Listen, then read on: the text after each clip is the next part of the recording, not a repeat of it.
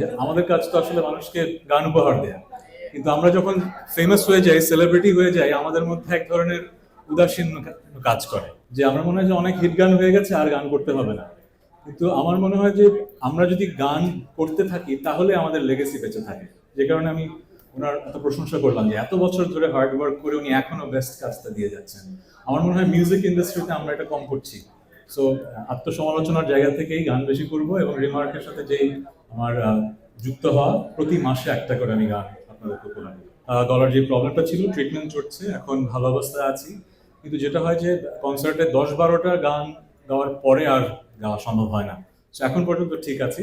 Stress কম নিতে হয়, আগে যেরকম প্র্যাকটিস করতে পারতাম প্র্যাকটিস করতে পারি না, বাট গান আশা করছি পরিপূর্ণভাবে সুস্থ হয়ে যাব এবং ঠিকমতো গান করতে পারবো। আমি আসলে শুরু থেকে গানের জগতের মানুষ, গানেই থেকেছি।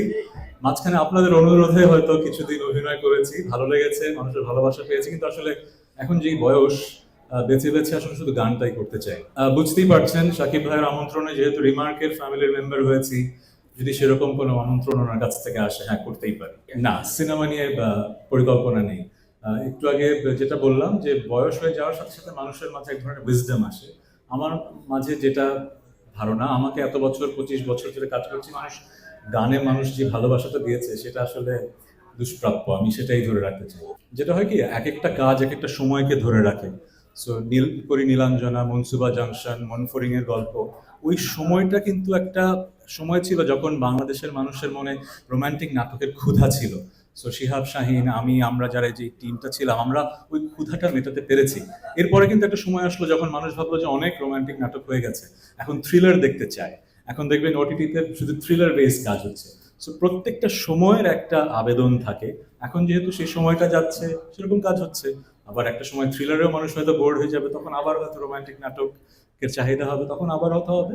আমরা যারা কাজ করি, আমরা তো খারাপ কাজ কখনো করতে চাই না, আমরা ভালো কাজ করতে চাই। কিন্তু মানুষের টেস্ট প্রোফাইল, রুচি তো ভিন্ন রকম হয়। আপনি 18 কোটি 20 কোটি মানুষের সবাইকে তো এক জিনিস পছন্দ করাতে পারবেন না। যেরকম গত পরশুদিন আমার একটা গান রিলিজ পেয়েছে, গানটার নাম হচ্ছে ভুলে যাব।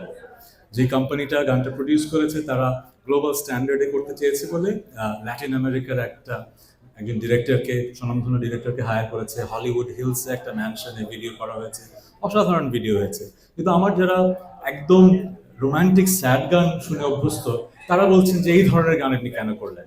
কিন্তু আবার অনেক মানুষ বলছে যে ওয়াও, এরকম ওয়ার্ল্ড ক্লাস একটা গান আর ভিডিও আপনি করলেন। সো আমরা আসলে ভালো খারাপ কি সেটা জাজমেন্ট দেওয়ার মানুষ না, আমরা সৃষ্টিশীল মানুষ, আমরা সৃষ্টি করব। আপনারা দর্শক শ্রোতারা যেটা ভালোবাসবেন সেটা টিকে যাবে, যেটা ভালোবাসবেন না সেটা হারিয়ে যাবে। আমরা যে যার ফিল্ডে কাজ করি, সে যদি তার কাজটা ঠিক মতো করি, সেটাই তো দেশপ্রেম, তাই না?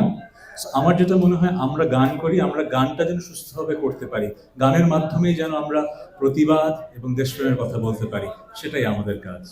গানেই পাওয়া যাবে, কারণ রিমার্ক আমাকে বলেছে অনেক গান করতে হবে। থ্যাংক ইউ ভেরি মাচ, ভালো থাকবেন। লাঞ্চ শেষ, স্বাগত।